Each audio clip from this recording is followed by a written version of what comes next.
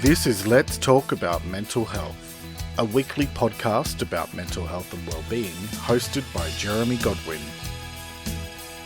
Let's talk about mental health, because the more we talk about it, the easier it gets. Hello and welcome to episode 6 of Let's Talk About Mental Health, a podcast all about the good, the bad, and the ugly of mental health and well-being.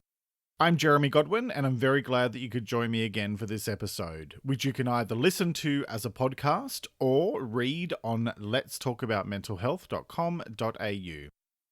This week, we're going to be talking about self-care, why you need to make time for self-care every day, and how to choose self-care actions that are the right fit for your mental health and well-being. So, get comfortable, take a deep healing breath, and let's get talking. Let me ask you, what things do you do every day to look after your physical, mental, and spiritual health? What do you do to relax?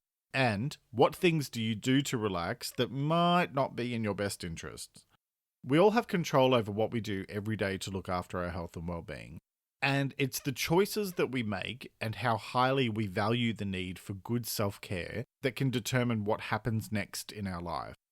That's what I'm going to be talking about today. I'm going to be talking about what self-care is and isn't, what effective self-care looks and feels like, why self-care plays such an important role in our lives, and some of the things that you can do every day to maintain or improve your mental health and well-being through self-care.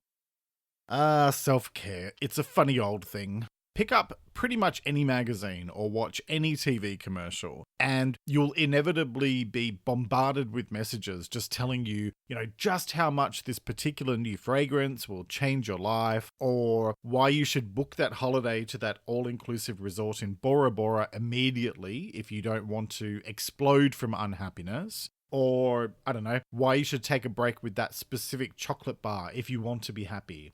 And look, those things are well and good, but they're not really going to change your life. Let's be honest, they're not particularly good examples of self-care. They're actually more indulgences than self-care.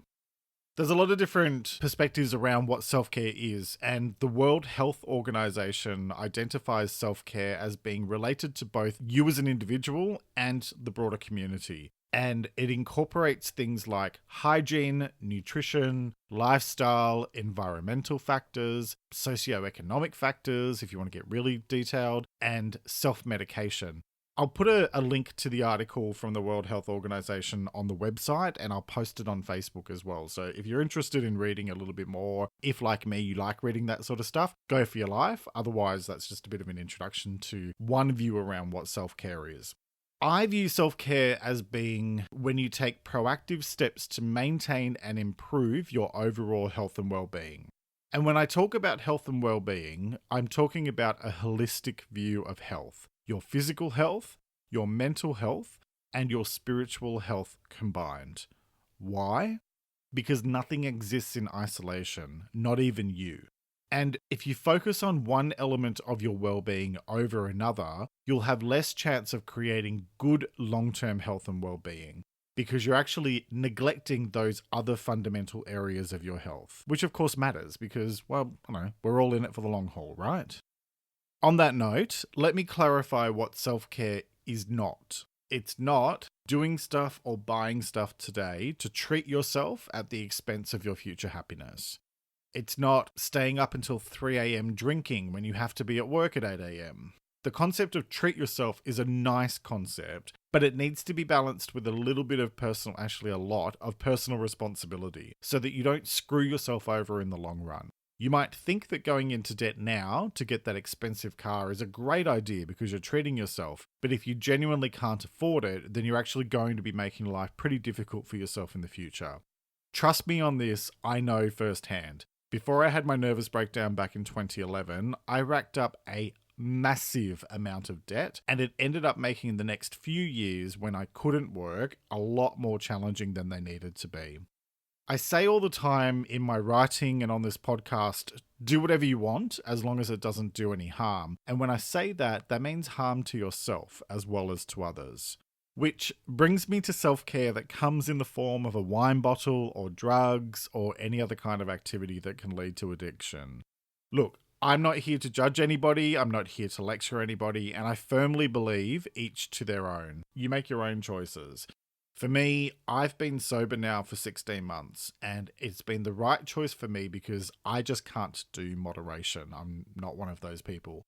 But what I do want to say is what you put into your body is your choice. When we're talking about physical, mental, and spiritual health, it'd be pretty poor of me to say, hey, go off and drink a bottle of wine when we all know that, look, let me just make the point. Alcohol is actually a poison, and then you just do with that information what you will. What I'm saying is don't come home from work and drink a bottle of wine or two in the name of self-care, because that's not self-care. That's either an indulgence or an addiction, depending on how often you do it. So let's just be clear on that before we move forward. What I'm talking about is good self-care, and some examples of good self-care could be meditation, mindfulness, healthy diet and exercise, spending time in nature, having a set routine for sleeping and waking and then sticking to it, taking time regularly for reflection, reading a book, etc., etc. In general, self-care is a big part of your mental health and well-being because it's all about making time to look after yourself and doing so in a thoughtful manner. If you choose to consciously do something for your overall well-being and you make a choice to do those types of things on a regular basis, you're not just investing in your health and well-being, but you're also sending a clear signal to yourself that reinforces just how important it is to treat yourself with kindness and care. And that can go a really long way to building your sense of self-worth as well as your self-confidence. Now, you'll notice that I've mentioned a few times physical health, mental health, and spiritual health. Why? Because they're all intertwined. There is no one component without the others. Self-care means caring for your mind, your body, and your spirit. Focus on all of it because nothing exists in complete isolation in this world. When I talk about spiritual health, that's whatever works for you. In other words, your spiritual beliefs. Now, that might be religion for some, it might be alternative spiritualities for others, or it might be your own set of beliefs that feel right to you. There's a difference between religion and spirituality. Whatever it is, it's up to you and you entirely to decide what feels right to you. Spirituality simply means an awareness of something bigger than yourself. And given that we live in a universe filled with unimaginable wonders, it shouldn't be too hard to find something that makes you just go, wow. If you really can't find anything, I challenge you to go outside on a clear night and look up at the sky. Even better if you're out in the country or somewhere away from a whole bunch of city lights. Look up at the sky and just look. And then go from there. Like a lot of what I talk about in Let's Talk About Mental Health, I've spent a lot of time researching and learning about all of this stuff. And I know that I'm good at talking about it and coaching other people in it, but when it comes to myself, it depends. Sometimes I'm really good at it, and other times it's been an ongoing battle to get myself to a point where I'm able to push past my demons and do the things every day that are the right things for me. I already mentioned my choice to become sober last year, and at the moment I'm resetting my physical health and fitness because I fell back into emotional eating while I was stressed out at work a few months ago, and because of that I gained back a big chunk of the weight that I lost a couple of years ago. So much so that I was finding myself having to buy new clothes almost every month because I was just rapidly getting bigger and bigger. I mean, I knew full well that eating a family-sized bag of potato chips or a block of chocolate wasn't good for me, but I was just in that headspace that I was so miserable that I couldn't stop, or I didn't want to stop. I don't know, it was one of the two. And then once I left my job, I found it almost impossible to change my behavior, and I just continued eating my feelings for a while. 2 weeks ago, though, I just got to a point that I decided enough was enough. Not only do I need to sort my health out again because I fell back into emotional eating, but to be really honest, I just don't think that it's right to be sitting here talking about mental health and well-being if I can't get my own shit together. And I can't sit here and talk about self-care with a cupcake in my hand. So it's out with the crappy food and in with positive self-care activities. All the stuff that I know is the right thing for me to do, but which I often let go of when my anxiety and mood swings overwhelm me. And that is actually a pretty good point to raise here because self-care is a choice. And for some of us, like me, it's a choice that we have to consciously make and remake every single day if we're going to be effective. You know, if you just make the choice once or twice and you just expect that that's it, you're all done and everything is going to be hunky-dory and fantastic, life doesn't work like that. Shit happens. So self-care is something that we need to actually decide to do every single day, and we need to make it a priority. So I keep using the term self-care, and what does it mean? The term self-care simply means anything that you do on purpose to look after your physical, mental, and spiritual health and well-being. It's the on-purpose bit that we quite often overlook. Often we get so caught up in our day-to-day lives that we just forget to deliberately make time for our self-care. And then we either wind up doing something by accident or more likely because we've gotten so stressed out that we have to take some time out for ourselves before we explode. This is nothing new either. Don't think it's a 21st century thing. George MacDonald, the British poet and novelist who lived in the 19th century, once wrote, "Work is not always required. There is such a thing as sacred idleness, the cultivation of which is now fearfully neglected." Which is basically just a Victorian way of saying that we all need to make time to relax and unwind. So it's not a new thing. Sometimes we act like it's a new thing, but we've always had situations where, we're busy and we lose track of our need for self-care. Self-care means different things to different people. For some, the idea of going to a gallery or a museum might be incredibly relaxing, while to others, it could be their idea of hell on earth. It doesn't need to be extravagant. Sometimes just a relaxing cup of tea is exactly what you need. Like Madonna said in Like a Virgin back in the 80s, feels so good inside, although something tells me that she probably wasn't singing about a cup of chamomile. You know yourself better than anybody. So only you can tell you what feels right for you and what the goal of self-care should be and is for you. I believe the goal of good self-care is to center yourself, to find a moment or two of calm in this hectic world so that you can keep going and be your best self. It's about taking care of your mind, body, and spirit, both at home and at work, because the more calm you feel, the more effective you'll be. I talk a lot in my work about the goal of good mental health and well-being as being satisfaction, and that's what I'm talking about here. Now, that doesn't mean that you won't be happy as well, but in taking time to deliberately look after your well-being, you are more likely to feel calm, satisfied, and carefree for longer than if you go out of your way to pursue a spike of happiness. Those longer-term feelings lead to longer-term happiness.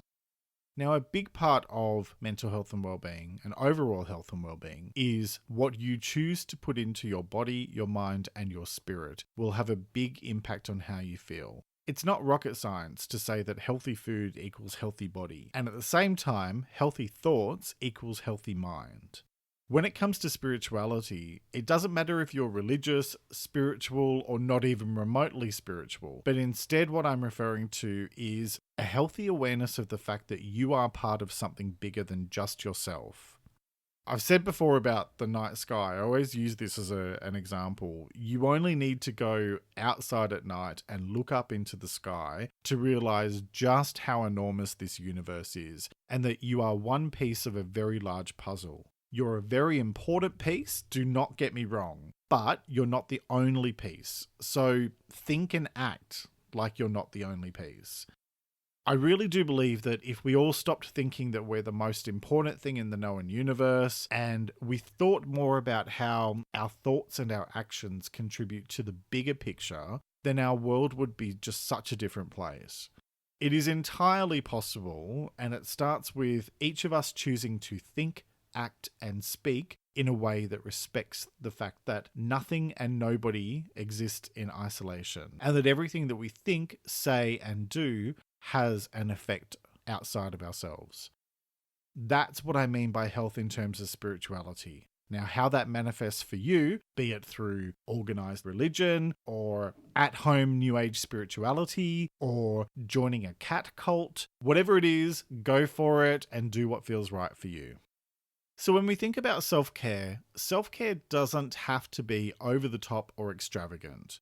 I like to take myself to a cafe to work over breakfast and a coffee 2 to 3 times a week. I put my headphones on, I do an hour of work, and I probably get twice as much done as if I was working at home. Because at my home office, yes, I've got it set up, but I still have distractions at home. So when I'm sitting out in a cafe with my noise cancelling headphones on, I actually end up having less distractions, even in spite of all of the people around me. And that itself has now turned into a nice little act of self-care that works for me. You just need to find the things that work for you and then do those. And mix it up. Don't just do the one thing over and over again and consider yourself all done on the self-care front. Instead, do lots of different things to keep it interesting and to reinforce the importance of looking after your mind, body, and spirit. The more you do, the more engaged you'll feel, the more you will want to do as well. Go sit out in the sun and read a book for half an hour. Just please, remember to wear a hat and some sunblock. Go to bed early. Take a nap on a Sunday afternoon. Do some writing. Watch an inspiring nature documentary in 4K high definition. Snuggle up in a comfortable chair with a cup of tea and a magazine, or your ebook reader, whatever you want. Go out for a walk for half an hour and leave your phone at home, or if you do take it with you, put it on flight mode. Whatever you choose to do, make time for you. There's an anonymous quote that says, "Start treating yourself as if you are the most important asset you'll ever have. After all, aren't you?" And that makes a lot of sense when you think about it. It's probably kind of obvious, but if you don't make the time to look after you, who will do it for you? So let's get into some specifics about how you can actually incorporate more self-care into your life. First, ask yourself, what do you enjoy and what don't you enjoy doing? Sometimes it can be especially helpful to be very clear about what is a definite no for you, so that you can then ensure you're focusing your energy on the things that feel right for you. Next, brainstorm ideas. Brainstorm lots of ideas. Think of all the things that you enjoy doing or want to do more of or want to try and write them down. Be specific. I mentioned before that self-care means different things to different people. So feel free to gather ideas from your friends, family, strangers on the internet, random podcast hosts, but only you can decide on what will be the right types of things for you. Factor those things into your list. Next, create a plan. Once you've got a whole bunch of ideas, it's time to create a plan. Now, plans work well because they give us structure, but you don't need to be so rigid and plan-focused that you take any spontaneity out of self-care. It doesn't need to be a case of, oh look, it's 5 p.m, fun will now commence for 45 minutes. Take a look at your schedule and then plan out at least one block per day of a minimum 20 minutes where you will focus on self-care and stick to it regardless of what happens. Or if you really have to move it and it can't be avoided, then at least make sure that you find time for self-care elsewhere in your day without fail. This is about having time every single day that is allocated to you and having a rough idea of what you're going to be doing. Your flight attendant was completely correct. You need to put on your own oxygen mask first, so make sure that you have time every day for a little bit of self-care. And then the other part of creating the plan is have a rough idea of what types of things you might do so that you can be prepared. For example, have enough herbal tea in the pantry if that's what you're probably going to want to have at your self-care time. I'm talking about tea a lot today. I don't know why. Maybe it's a little bit because it's cold and overcast here today, so I must have tea on my mind. So I think I know what I'm doing when I'm done with this. Anyway, I digress. Also, the other point about having a rough idea of what types of things that you might do is so that you can be realistic about what will and won't work depending on when you can spare the time for self-care. For example, if when you get home from work and you're tired, it might not be the time that you're feeling up to going out for a run for an hour. I don't know, it might. Everyone's different, and that's up to you. But if you know that you're the type of person who is exhausted when you get home from work, then plan something instead that's more in line with how you're likely to be feeling. The next part is to do it daily. So, you have a list of ideas and you've created a plan. Fantastic. Great. Now, go ahead and do the damn thing. I don't think we need to overthink this part of it, because it's pretty straightforward. The main thing is this: do something for your self-care every single day, and make sure that you're clear in your own mind that you are deliberately doing whatever you're doing for the sake of your health and well-being. And then because I do like a nice step-by-step process, I've thrown in an extra special bonus step, which is evaluate, eliminate, extend. Got a bit carried away with the E's there, didn't I? Don't just keep doing the same thing over and over again without taking the time to assess if it's actually working for you. At least every few weeks, take a few moments to reflect on your self-care routine and evaluate what's working for you and what isn't working for you. If something isn't working, eliminate it. If something is working well, then extend it. In other words, do more of it or of that type of activity. And don't forget to try new things and keep yourself feeling fresh around your self-care, because that helps you to avoid falling into a rut. Because when that happens, your self-care activities might end up being less effective if you feel like you're in a bit of a routine. It might seem challenging at first to make the time for self-care and stick to it, but it's in your best interests, and if you persevere, it'll become second nature in no time at all. Just remember that it takes a good couple of months before a repeated action turns into a habit. Trust me, it is not 21 days. Just ask anybody who's ever tried to quit smoking or a habit like that. So keep going for at least 3 months. You might find it useful to share your plan with a friend, a family member, or your partner, and you could either ask them to join you, but with a plan that's tailored to them, not your plan, because remember, everyone's needs and preferences are different. Or you might simply ask them to keep you honest by checking in daily, weekly, monthly to see how you're progressing. Do whatever works for you, but do it. You are worth it. So, to wrap up this week's episode about self-care, here are a few tips that I'd like to leave you with. Number 1, self-care isn't about being indulgent or lazy. It's self-preservation. Nobody can run on empty, so make time to recharge those batteries on a regular basis. Number 2, create a self-care plan that works for you. Identify stuff that you can do that has a positive impact on your mind, body, and spirit, and then do it. And third and final, and I'm sorry that this might sound a little lectury, but choose self-care activities that are healthy. We all know that glass of wine might make you feel extra relaxed, but it's not exactly good for you. Sorry to break it to you, but choose things that are healthy and are in your best interests. So I'm going to close out with a quote that I'd encourage you to reflect on. And I particularly like this quote by Etty Hillesum, which ties into this week's topic of self-care. The quote is, "Sometimes the most important thing in a whole day is the rest we take between 2 deep breaths." Let me repeat that.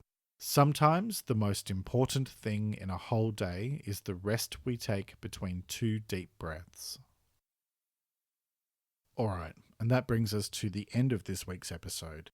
To summarize, self-care is all about making time to look after your health and well-being, and doing so deliberately.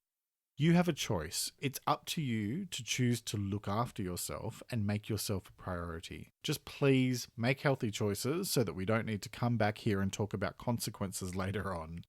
If you're interested in learning more about self-care, I'll be posting extra content on social media throughout the week, so keep an eye out for that. Next week, I'll be talking about baggage. What it is, why we can sometimes end up being weighed down by unresolved stuff in our past, and how to set it free, like a biodegradable balloon or a wayward insect trapped in your car. So I hope you can join me for that episode. In the meantime, follow Let's Talk About Mental Health on Instagram, Facebook, and Pinterest at LTAMH Official. That's LTAMH Official. Or you can find more information plus the written version of every podcast on the website, which is letstalkaboutmentalhealth.com.au. Thank you so much for listening, and talk to you next week.